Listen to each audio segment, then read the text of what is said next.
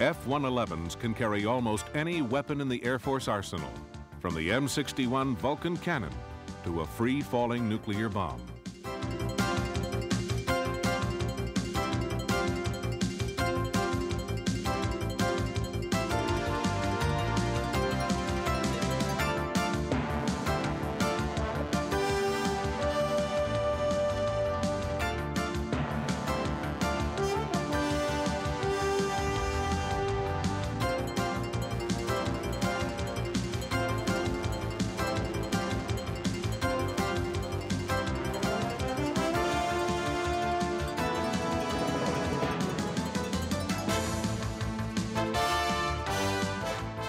The F-111 can drop foil as an electronic countermeasure, and flares can be discharged to confuse heat-seeking missiles.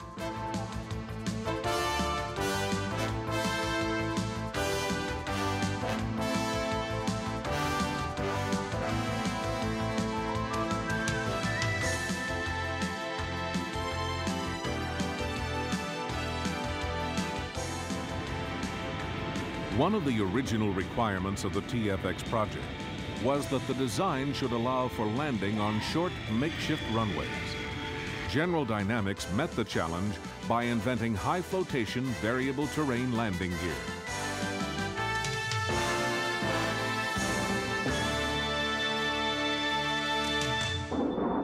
Another important F-111 feature that was brand new was terrain-following radar.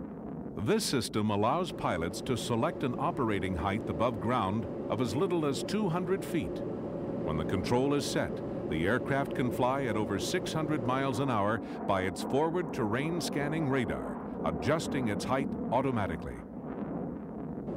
A manual mode allows pilots to use the radar-gathered information reproduced on a cockpit instrument display.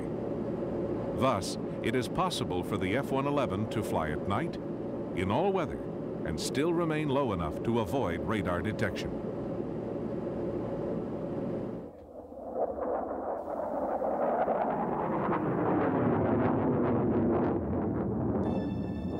The reason why I love flying the F-111 is because of the ground attack mode that it does. It flies low level at high speeds, any weather, day or night. It has the capability in the systems to do that, anywhere from 200 feet to 1,000 feet. I do not necessarily have to be flying the jet at that time because of the automatic systems. I'm enclosed in a capsule that protects me from the environment in case we have to leave the aircraft or eject, and that's an advantage that I like. The F-111 requires more systems knowledge than most because the mission is longer, so that if something does go wrong, it takes more time to recover the airplane because you're at a greater distance. And it takes someone that stays on top of it. As you can imagine, operating 200, 300, 400 feet above the ground in a snowstorm at night going through the mountains, you have to be ready for just about any eventuality. The F-111 was the first production aircraft in aviation history to employ variable swing wings. But the story of the swing wing really goes back to the Second World War.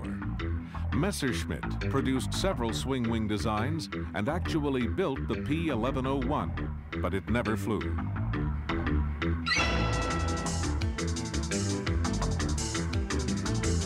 Much of this design was used in the American Bell X-5, built after the war.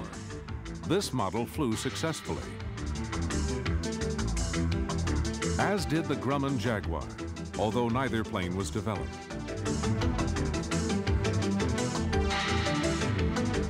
For high-speed flight, the F-111's wing could be swept back to form a delta configuration. An intermediate position was often used for economical mid-range flight. A full forward position was available for takeoff, landing, and low-speed flying.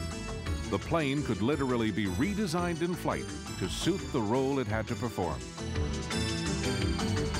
Within the surface of the wing, flaps, slats, and fuel, together with their operating mechanisms, had to work side by side.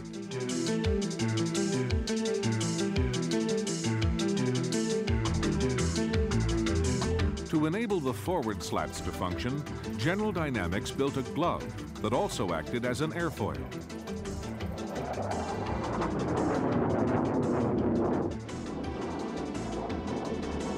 The development of the Air Force F-111A model continued through the early 60s, and good progress was made as the new technology was put through its paces.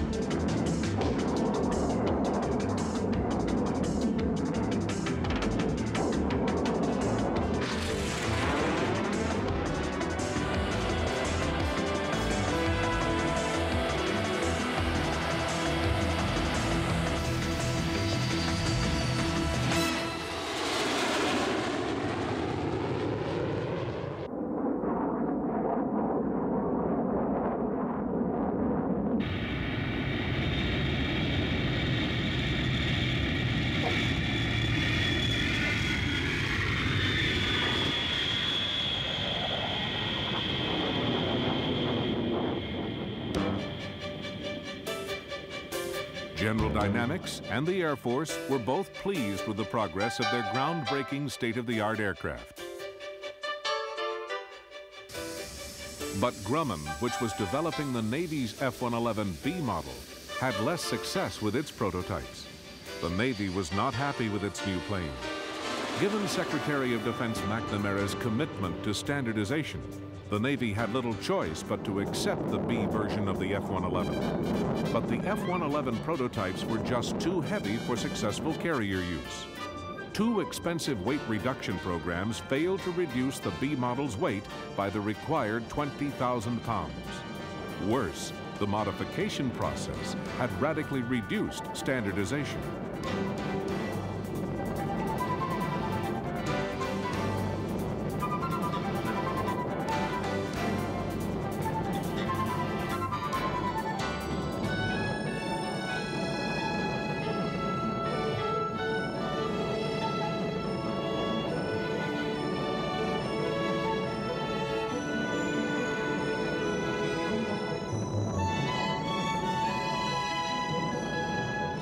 The F-111B model was a beautiful aircraft, but it never saw service.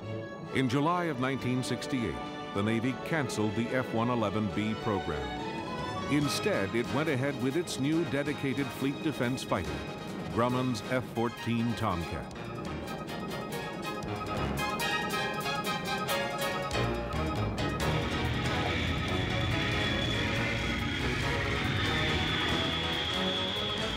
But the F-111A continued testing.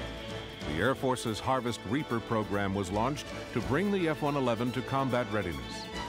By early 1968, after 8 months of testing, it was decided that the F-111 should be tried out in actual combat conditions in Vietnam.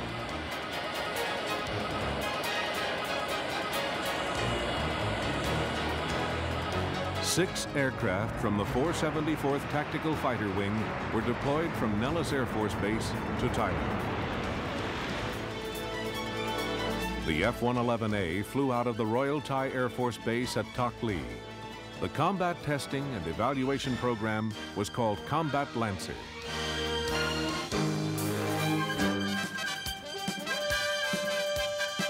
The Thai base put the new planes within striking distance of North Vietnam.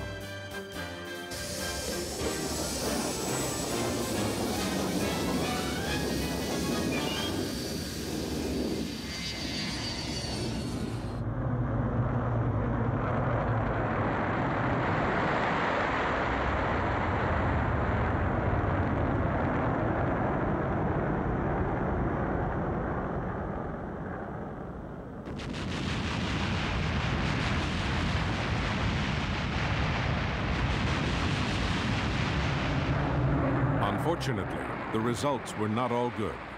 Within 2 weeks, 2 F-111s were lost without a